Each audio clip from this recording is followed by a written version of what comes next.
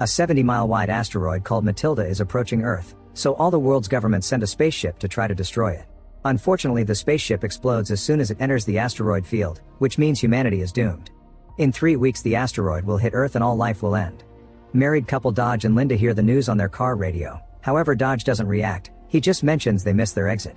Linda can't take his attitude anymore and abandons him for good.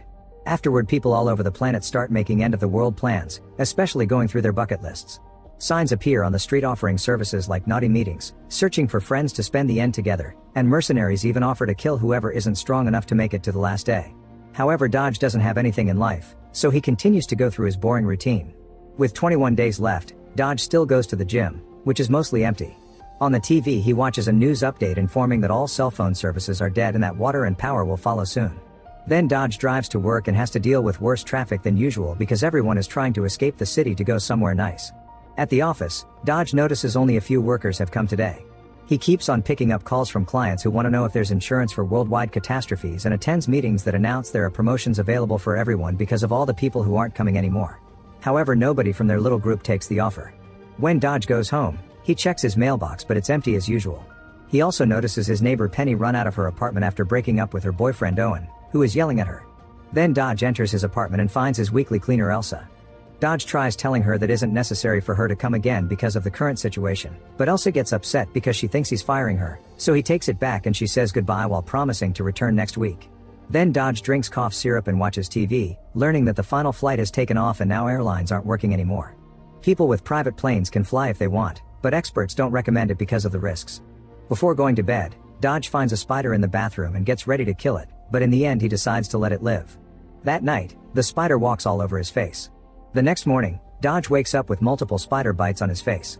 When he arrives at work, the body of a coworker who just self-deleted lands on his car, leaving him shaken.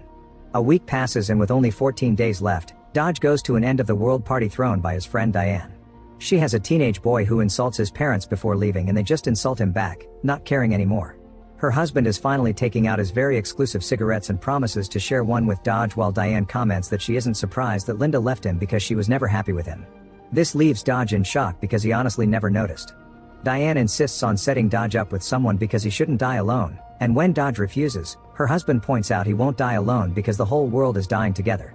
When the party begins, Diane still introduces Dodge to Karen, who has put on all the fancy things she rarely got to wear.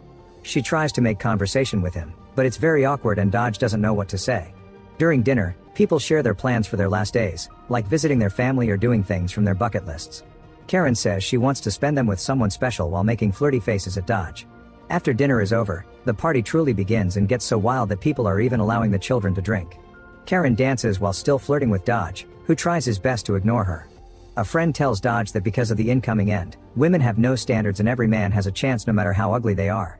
He reveals he was intimate with tons of women last week, and asks Dodge to team up with him to sandwich Karen, but Dodge turns him down. Soon the fireworks and illegal uppers come out and Dodge can't take it anymore, so he hides in the bathroom.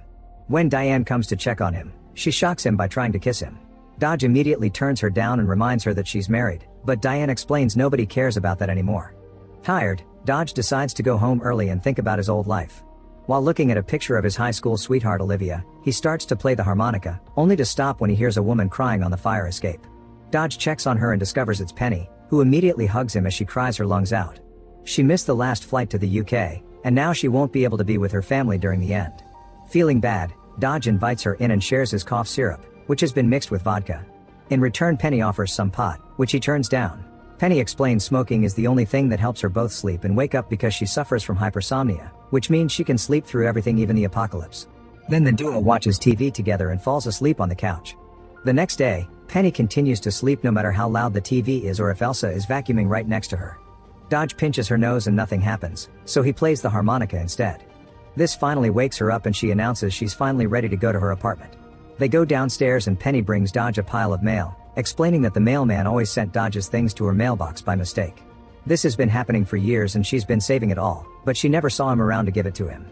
The only person she knew is Linda, who Penny thinks was Dodge's roommate because she always saw her very happy with a boyfriend. Dodge is shocked to realize Linda had been cheating on him, so he goes back to his apartment and furiously destroys all of Linda's belongings, feeling like a complete idiot. Then he buys a bottle of blue liquid and goes to the park, where he sees a couple of teenagers kissing and yells to scare them away before drinking until he passes out. His plan to self-delete fails and he wakes up perfectly healthy the next morning, only to find an abandoned dog tied to him and a note that says sorry.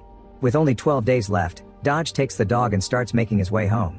As he walks through the city, he notices people have finally gotten violent, meaning there are fights, fires, and looting everywhere. Later at his apartment, Dodge feeds the dog and watches the news, learning that riots are happening in many areas. He also starts going through his old mail and is shocked to find a letter from Olivia from months ago. She explains she never stopped thinking about him and wanted to check on him, but she also tells him not to find her because it's too late for them. Her last line says he was the love of her life. Suddenly a brick breaks through his window and the alarms in the building go off as the riots come closer. There already are violent people in the hallway, so Dodge takes the dog, the harmonica, and the letter before going out through the fire escape. He goes to Penny's apartment and meets Owen, who assumes Penny has been cheating with him and punches the wall, breaking his hand. Dodge ignores him and goes to wake up Penny, only for Owen to immediately start arguing with her. When Dodge finally gets to mention the riots, Penny stops to grab as many records from her collection as possible. Then the trio runs out of the building and Penny volunteers to drive, but she's forgotten where she left her car.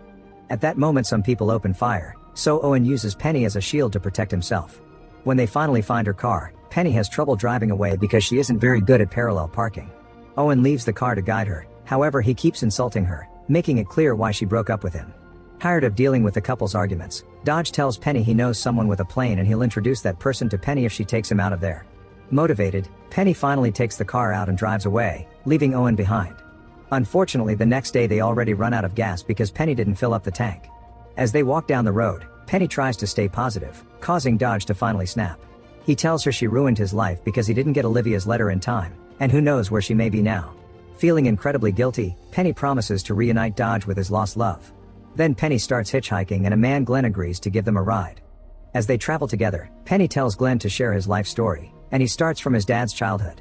Dodge hates every second of it, especially when Glenn confesses doctor had told him he only had 6 weeks to live right before the end of the world was announced. Glenn lost his love a few years ago and after learning about the end he started considering self-deleting, but that wouldn't get him into heaven. His tone makes Dodge very suspicious, especially when he sees digging equipment in the back of the truck. Eventually Glenn stops the truck and says he'll go relieve himself, inviting Dodge to come along. Getting more suspicious, Dodge turns him down and as soon as Glenn is gone, he tells Penny they may be traveling with a psycho. Penny doesn't take him seriously and leaves the truck to walk the dog, who also needs to pee. Then Glenn comes back and asks Dodge to drop the mask, saying Dodge's blank face proves he's a killer. Dodge denies such a theory and Glenn apologizes for the misunderstanding, explaining he hired a mercenary to end things for him. As he laughs, Glenn suddenly is shot, and Dodge sees the mercenary drive away. Afterward Dodge and Penny bury Glenn's body with his own equipment and leave in his truck. Eventually they find a restaurant called Frenzies by the road and decide to stop for a drink. The waiter receives them with hugs and confesses all the workers have been smoking, so now they're making up all kinds of crazy recipes. Penny and Dodge stick to the classics, getting some food for the dog too, and Penny even joins the conga line. While they eat, they share more about their old lives, but they're suddenly interrupted with a surprise. Penny told the waiters that it's Dodge's birthday, so they bring over a little cake and a song. Suddenly a waitress kisses both of them and soon the party starts getting naughty, so the duo takes the dog and leave. In the truck, they notice a certain tension between them and end up doing the dirty together. Later Dodge feels guilty because of their age difference makes him feel like he took advantage, but Penny reminds him she's an adult who made a choice. Suddenly they hear sirens and are shocked to see a cop trying to pull them over. Penny wants to keep on driving because the law doesn't matter anymore, but Dodge doesn't want trouble and forces her to stop. Since she's smoking, Dodge takes her cigarette and hides it in his mouth, only to accidentally inhale some smoke. The cop comes over and lists all the things they're doing wrong, so Penny points out it's pointless. However, the cop doesn't care and arrests them anyway. In jail, the duo finds a guy who was arrested for disturbing the peace with his "the end is here" sign. Penny has a breakdown because she's failing her promise, so Dodge hugs her through the bars and explains she didn't ruin his life because he already did that to himself a long time ago. As the cigarette finally starts kicking in, Dodge admits he has no family. His mother died of a terrible illness and his father left them. Then he plays the harmonica until they fall asleep. The next morning, a new cop arrives to take on his shift and immediately releases everyone. Unfortunately, he can't return the truck because it got impounded, but he does offer a ride. Penny remembers an ex lives nearby, so the cop drives them there. Dodge immediately gets jealous when he meets Spec, a former military man with a great body and his own bomb shelter, crowded with other military buddies. He's obviously still in love with Penny and offers her his satellite phone so Penny can finally call her family. She cries when she finally hears her parents' and siblings' voices and even gets to listen to her baby niece for the first time. While she's busty, Spec tells Dodge that only Penny is allowed to stay in the shelter, not him. Afterward, Penny asks Spec to lend her a car, refusing to stay. Speck agrees to do so but tells Penny to bring it back after she's done with her promise to Dodge. The duo continues to bond during their trip and eventually they make it to Olivia's childhood home, but nobody answers the door. Penny breaks the window to open the door and they find lots of food in the fridge, so they agree to spend the night there. Dodge finds a record player and Penny gets to listen to her old records while she cooks. When Dodge wakes up from a nap, he shares dinner with Penny and the dog, and Penny tells him more about her family, including the love for records she got from her dad. Then Penny checks a drawer and finds a letter from Olivia to her parents, which includes a return address. Dodge gets excited and they agree to go there the next day. That night, Dodge discovers Olivia wrote his name on her childhood bed, and Penny smiles at the old pictures of Dodge from an old yearbook. The next morning, they go to the address on the envelope and Dodge tells Penny to wait in the car. He goes to the house only to come back a few seconds later and drive away. Penny is confused as Dodge explains he didn't knock, he just left a letter. An argument ensues when Penny demands to know what has changed, causing Dodge to almost crash against a line of people. The duo leaves the car and follows the line to the local beach, where people are getting baptized. Finding the sight rather sweet, Dodge and Penny share a kiss and join the people on the beach, spending the day on a lovely picnic and befriending everyone. The dog gets to play with the locals as well. Dodge tries to teach Penny how to play the harmonica and she discovers it was a gift from his dad. Then the duo keeps on traveling and arrives at a house in the countryside. The guy with a plane is Frank, who happens to be Dodge's dad. Penny gives them some privacy and Frank tries to apologize to Dodge, who explains it doesn't matter anymore since the end is coming. However, Frank still tries to be nice and the three of them spend a lovely dinner together, to the point where father and son play the harmonica together. Once Penny falls asleep, Dodge carries her to the plane and tells her she's the love of his life before Frank flies off to the UK. Afterward, Dodge goes home with the dog. He finds a note from Karen and Elsa cleaning his apartment, so he finally snaps and tells her to spend the last days with her family. Elsa is hurt because she considers Dodge a friend to hang out with, so Dodge regrets it and tells her to come back next week as usual, although there won't be a next week at all. Sometime later, Dodge watches the final TV broadcast, during which the anchorman announces the calculations were wrong and the asteroid will arrive in 16 hours. The anchorman also offers a very heartful goodbye speech, and the signal is finally cut. Feeling sad, Dodge goes to Penny's apartment and begins listening to her records, remembering everything she taught him about them. He lies down on the floor and waits for the end, listening to music until the power goes out. Suddenly the dog starts barking and Dodge is shocked to discover Penny came back. She admits she woke up during the flight and made Frank take her back. After sharing a hug, they lie down on the bed together and confess their feelings for each other. To keep Penny awake and distracted from the explosions going off nearby, Dodge keeps talking to her and asking her questions about her old life. The couple stares into each other's eyes as the asteroid hits Earth, ending it all.